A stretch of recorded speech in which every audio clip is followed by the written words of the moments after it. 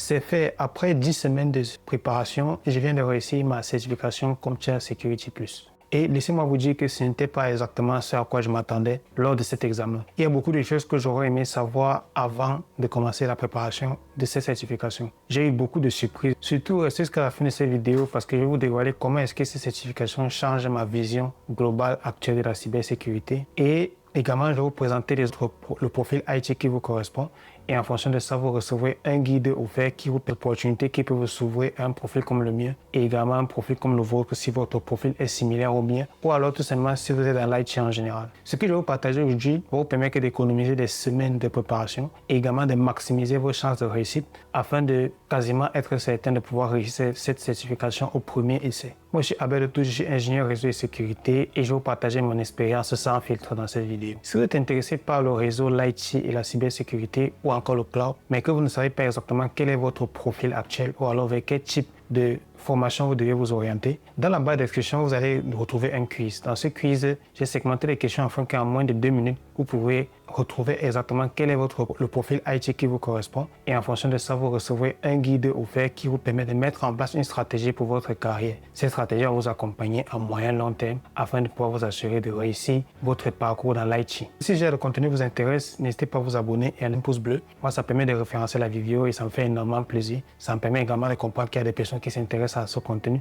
Également, rejoindre la communauté de personnes passionnées par des réseaux informatiques, l'IT, la sécurité et la cybersécurité. Avant de parler de la préparation, je vais vous expliquer pourquoi est-ce que la certification CompTIA Security Plus est assez cruciale actuellement. En réalité, c'est une certification qui couvre pas mal de domaines, mais pas forcément en profondeur. C'est exactement ce qu'il va falloir à un profil qui souhaite se lancer dans la cybersécurité en tant que débutant, ou alors un profil qui a une expérience réseau, une expérience dans le cloud, mais qui n'a pas une vision globale de la cybersécurité. C'est une certification qui va vous permettre d'avoir une vision à 360 degrés de la cybersécurité. Voici les domaines qui sont couverts par cette certification. Tout d'abord, vous avez les concepts généraux de sécurité, à peu près 12% du contenu. Ensuite, vous avez les menaces et vulnérabilités, à peu près 22% du contenu. Ensuite, vous avez l'architecture sécurisée, à peu près 18% du contenu. Puis vous avez les opérations sécurisées, à peu près 28% du contenu, qui est actuellement le gros changement dans la certification. Et après, vous avez la gestion des programmes, qui est à peu près 20% du contenu. Contrairement à la version précédente, la nouvelle version du Security Plus, c'est-à-dire la version 701, met l'accent sur ce qu'un analyste SOC fait réellement au quotidien. C'est-à-dire que vous avez dans le contenu de la certification, dans le contenu de la formation, les analyses de log, vous avez comment est-ce que ça se passe lors de la réponse aux incidents et également la chasse aux menaces basiques, c'est-à-dire ce qu'on appelle le threat hunting en anglais. Si vous souhaitez mieux comprendre ce sur quoi s'appuie le métier d'un ingénieur SOC ou alors d'un SOC analyste en cybersécurité, je vous invite à regarder quelques offres sur LinkedIn afin de pouvoir vous faire une idée globale des missions. Et une fois que vous pourrez vous faire une idée globale de ces missions, vous pourrez tout simplement faire le rapprochement avec aujourd'hui sur quoi la certification CompTIA Security Plus met l'accent. Ici, je dois également être honnête sur un point, c'est que mes bases en réseau m'ont énormément aidé dans le cadre de la préparation de cette certification. En effet, des concepts comme VPN, VLAN, les firewalls, les différents protocoles réseau sont des atouts qui sont particulièrement importants pour la certification CompTIA Security Plus. Maintenant, passons à la stratégie de préparation de la certification. Ma stratégie de préparation a été très simple. On va dire 90%, je me suis formé sur Udemy et à 10%, j'ai utilisé des ressources complémentaires. J'ai misé principalement sur une complète. Pourquoi? Parce que moi, ça me permet de réserver un temps pour seulement suivre des vidéos et prendre des notes. Et ça m'évite d'aller dans un PDF ou dans un livre, commencer à me perdre et à perdre du temps. Avec une formation vidéo, je peux segmenter mon temps directement sur ma période de préparation et savoir quoi faire en fonction des semaines. Et aussi, ça me permet de suivre le parcours de quelqu'un qui a déjà réussi cette certification-là. C'est-à-dire que la personne m'a donné la formation nécessaire et également les astuces pendant qu'elle me forme pour pouvoir être sûr d'obtenir la certification à la fin. L'autre avantage également sur Udemy, c'est que si vous choisissez une bonne formation, mon but ici n'est pas de vous conseiller telle ou telle formation. Vous pouvez juste vous connecter sur Udemy et choisir quelle est la formation la plus adaptée en fonction des conseils que je vais vous donner dans cette vidéo. Mais comme je le disais, l'un des avantages en passant sur Udemy, c'est que vous avez des formations avec des labs pratiques intégrés, très important. Donc choisissez des formations avec des labs intégrés qui vous permettent de mieux comprendre les concepts et réseaux qui seront communiqués dans la formation. Autre chose importante, c'est que chaque formation également a une sorte de planning que vous pourrez suivre étape par étape afin de pouvoir atteindre les objectifs de certification. Par exemple, dans mon cas, là, entre la première et la 6e semaine, j'ai été dans une phase de théorie. Qu'est-ce que j'ai fait? J'ai eu à faire à peu près 1 heure de cours vidéo par jour et la prise de notes et la synthèse. Donc, une fois que vous suivez un cours, vous faites une prise de notes et vous faites une synthèse de la prise de notes. Ça vous permet de consolider les informations de la formation que vous avez suivie. Ensuite, vous avez également la révision des flashcards. Il faut savoir que lorsque vous préparez la CompTIA+, vous avez beaucoup de flashcards, beaucoup d'acronymes qui sont associés dans la formation. Donc, il est important de pouvoir prendre les notes et de pouvoir prendre le temps après de réviser toutes ces sigles-là pour que vous puissiez les maîtriser. Ensuite, vous avez de la semaine 7 à la semaine 10, vous avez la phase pratique intensive. Dans cette phase pratique intensive, le focus était mis sur les labs Udemy, c'est-à-dire essayer de comprendre les technologies, l'implémentation de certaines technologies en mode d'environnement réel, dans des machines virtuelles. Ensuite, vous avez les tests pratiques quotidiens, c'est-à-dire mettre des tests qui vous permettent de préparer déjà l'examen de certification. Il faut savoir que dans l'examen, vous avez à peu près 90% des questions qui sont les QCM. Je dirais même 95% des questions qui sont les QCM. Et après, une fois que vous avez identifié quels sont les points faibles que vous avez, il est important, vers la fin, entre la 7e et la 10e semaine, de revenir sur les points faibles que vous avez identifiés. Je vais encore insister là-dessus, mais les bases réseau sont très importantes pour ces certifications comme CompTIA Security+. Vous avez des concepts comme le OSI, TCP/IP, le sous-réseautage, vous avez les VPN, qui sont des concepts qui interviennent énormément. Donc mon conseil, c'est que pour les personnes qui n'ont pas de base réseau, il est important d'abord de vous former en network. Pour ça, vous pouvez suivre une formation CCNA, même sans passer la certification CCNA, vous pouvez juste assimiler les concepts de CCNA. Et après, lorsque vous estimez que vous avez acquis toutes les bases dans le réseau, vous pouvez vous lancer dans une formation sur la CompTIA Security+. Si vous avez déjà un background en IT dans le réseau, c'est beaucoup plus facile de vous lancer dans cette certification. Mais je ne vous conseillerais pas, partir de ex nihilo, et de vous lancer directement dans une certification comme CompTIA Security+. Si vous venez par exemple, si vous êtes par exemple en reconversion ou si vous venez d'un autre domaine, ça ne va pas être très évident pour vous à mon avis. Quels sont les éléments qui vous permettent de bien préparer cette certification? Comme j'ai dit précédemment, vous avez la prise de notes manuscrites, très important. Pour avoir un carnet de notes dans lequel vous allez prendre des notes manuscrites, vous pouvez également le faire sur votre ordinateur avec un bloc-notes, tout simplement. Ça vous permet tout simplement, au fur et à mesure que vous vous formez, de retenir un certain nombre de concepts et de revenir dessus, très important. Tous les acronymes, il est important de les noter et de créer en fait une sorte de prise de notes au niveau concernant les acronymes pour être sûr qu'avec le temps, plus vous rencontrez les acronymes, plus vous avez noté. Une fois que vous allez revenir dessus, vous avez la possibilité de les mémoriser. Aussi, vous avez la possibilité, l'importance du soulignage des concepts clés très importants. Et après, vous avez les quiz de fin de chapitre qui sont systématiques. Moi, dans le cadre de la formation que je suivais, il y avait systématiquement des quiz à la fin de chaque chapitre. Donc, c'était très intéressant parce qu'une fois que j'avais suivi tout le chapitre, j'avais la possibilité de faire des quiz pour être sûr que j'ai bien assimilé ce que le formateur a communiqué. La deuxième phase ici, ça va être les tests pratiques quotidiens. Donc, c'est la deuxième phase de formation. Tests pratiques quotidiens, je dirais à partir de la 7e semaine. C'est important de quotidiennement faire des tests pratiques. Et après, vous avez concentration sur les domaines où vous sentez que vous avez des lacunes. Aussi, révision ciblée des erreurs. Vous faites des erreurs sur les tests, revenez sur les erreurs, essayez de comprendre la techno, essayez de comprendre l'explication et enfin d'assimiler et de mieux refaire le quiz la prochaine fois. Maintenant, on va passer aux difficultés que j'ai rencontrées dans le cadre de cette certification. Alors, une des difficultés qui m'a le plus menacé dans le cadre de cette certification, c'est ce qu'on appelle les PBQ, c'est-à-dire les Performance Based Questions. En réalité, ce sont des questions qui ne sont pas des QCM classiques, mais ce sont des questions qui sont des simulations. Et dans ces questions-là, vous avez l'obligation de faire une manipulation, une configuration, une vérification, ou alors une série d'étapes qui vous permettent d'atteindre un objectif vis-à-vis de la question qui vous a été posée. Lors de l'examen, par exemple, c'était lors de ma deuxième question. J'ai eu une question PBQ, c'est-à-dire une Performance Based, qui était orientée sur la détection des vulnérabilités et la suppression de ces vulnérabilités-là éventuellement au niveau d'une console Windows. Alors là, je n'avais pas eu à le faire lors de mes différents labs. Du coup, dans la capacité de répondre à cette question. J'ai été obligé de cliquer Next tout simplement.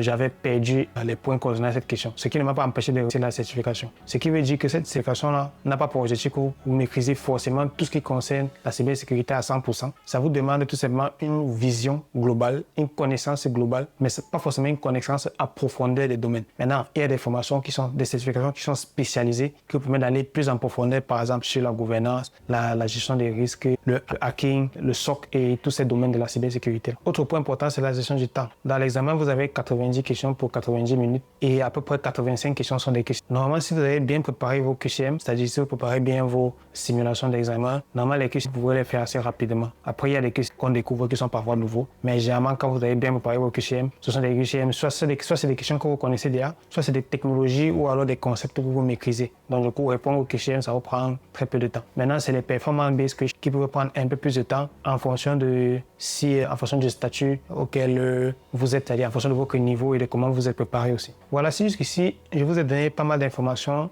qui vous intéressent sur la CompTIA Security Plus. Moi, ça m'encouragerait d'avoir un j'aime et également de vous abonner. Comme ça, vous ne manquez pas les prochaines vidéos qui apparaîtront sur cette chaîne. Donc, pour continuer maintenant, on va passer à l'importance des simulations. C'est très important lorsque vous préparez la CompTIA Security Plus de faire des simulations d'examen. Je dirais même d'ailleurs comme tout examen de certification qui est basé sur des QCM. Les QCM ne sont pas des QCM qui sont créés ex nihilo. Vous avez des organismes légaux aujourd'hui qui sont capables de vous aider à préparer ces certifications-là. Donc, bien évidemment, aujourd'hui, vous avez un organisme comme Boson, qui est un organisme légal qui vous permet de faire des simulations d'examen avec des questions qui sont référencées, des questions qui sont à peu près les questions que vous allez rencontrer lors de l'examen. Alors, c'est pas gratuit, bien évidemment, mais c'est un prix qui est assez raisonnable pour vous préparer. Alors, pourquoi est-ce que Boson est important dans cette préparation? Vous avez tout d'abord le réalisme des questions. Donc, les questions Boson sont généralement plus difficiles que l'examen réel, mais elles couvrent exactement l'ensemble des domaines qu'il faut pour vous permettre de réussir et aussi vous permettre de mieux comprendre ce que vous avez déjà appris lors de la formation. Après, vous avez la préparation mentale au stress. Ça veut dire que lors de l'examen, vous allez avoir des QCM, des questions qui défilent. Vous allez que stresser. Alors, le fait d'anticiper cela et de faire déjà des examens, des sessions Boson, vous permet que d'anticiper ce stress et déjà de le vivre avant tout simplement d'aller tout simplement en salle d'examen. Avec les questions Boson ici, vous allez avoir la possibilité d'identifier vos faiblesses, de travailler, de vous améliorer. Donc, c'est un processus d'amélioration continue. Plus vous allez faire les QCM, plus vous allez identifier les problèmes, les lacunes, plus vous allez vous améliorer, plus vous allez réviser et plus vous allez devenir complet. Et non seulement vous allez maîtriser la technologie,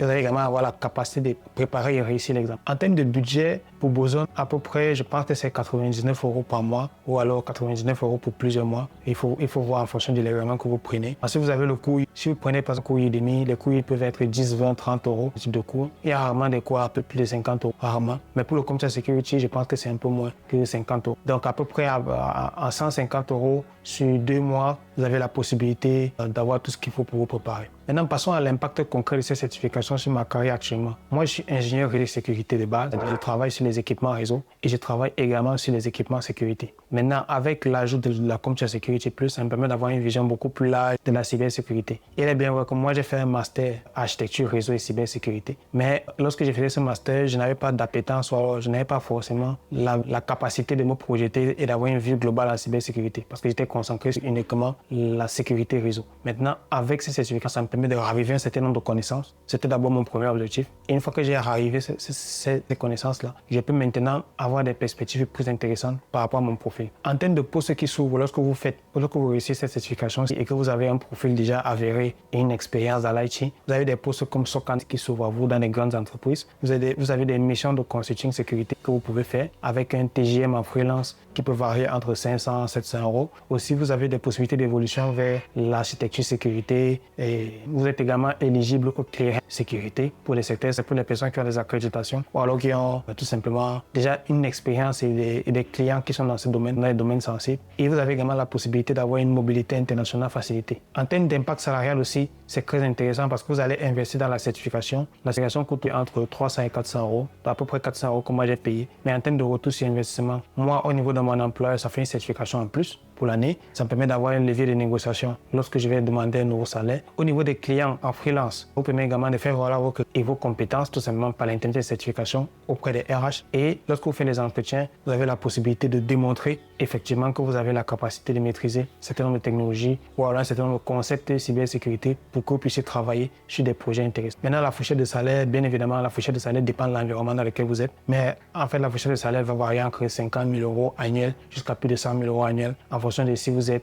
ingénieur sécurité, ingénieur réseau de sécurité, ingénieur sécurité cloud, en fonction. Et si vous êtes freelance, ça c'est un TJM, donc vous êtes payé à la journée, c'est différent. Donc ça varie vraiment. Le Security Plus va transformer ma vision de la cybersécurité et me permet de comprendre qu'en fait, le réseau n'est qu'une brique de tout l'écosystème cyber. Et maintenant, ça me permet d'avoir une vision beaucoup plus globale des 4 domaines clés qui aujourd'hui interviennent dans la cybersécurité qui sont la gouvernance et la conformité. Vous avez la gestion des risques business, la réponse aux incidents organisationnels et après la sensibilisation des utilisateurs aux menaces. Cette vision-là me rend beaucoup plus efficace avec mes missions et auprès de mes clients. Et ça me permet également d'avoir une vision beaucoup plus globale et de me positionner exactement sur ce vers quoi je vais évoluer aujourd'hui en termes de profil dans la cybersécurité. Donc c'est non seulement un atout au niveau de ma formation, de mes compétences, mais également de ma projection et de ma capacité à mieux comprendre le domaine pour faire valoir mon expertise. Alors, est-ce que ça valait le coup pour moi, par exemple, de faire la certification CompTIA Security Plus? Oui, mais avec du recul, lors de la préparation de ces certifications, j'aurais fait certaines choses un peu différemment. Premier conseil, c'est que dès le départ, centrez-vous déjà sur Boson, c'est-à-dire essayer d'investir dans un organisme qui vous permet